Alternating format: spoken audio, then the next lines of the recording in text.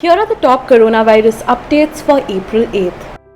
India recorded 1.26 lakh new COVID cases and 685 deaths in the last 24 hours. With this, the country's overall caseload rose to over 1.29 crore. Noida and Ghaziabad administrations announced a night curfew in the wake of rising COVID cases in the state. It will be in place between 10 pm and 5 am till April 17th. Passengers coming from Mumbai and Karnataka via flight will have to undergo mandatory COVID tests in Assam even if they have gotten tested elsewhere. In the wake of rising coronavirus cases, the Tamil Nadu government on Thursday imposed new restrictions, including a ban on public celebrations of religious events and gatherings from April 10th. A day after the Maharashtra government leveled allegations of discrimination against it by the centre over sending vaccines, the centre confirmed that it will now send 17 lakh doses instead of 7.43 lakh that was promised earlier.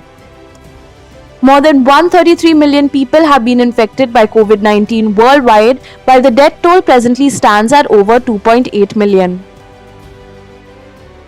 Iran's coronavirus cases surpassed 2 million on Thursday with a new 24-hour record of over 22,000 coronavirus infections, the health ministry said, as the government planned tougher restrictions to curb the spreading contagion.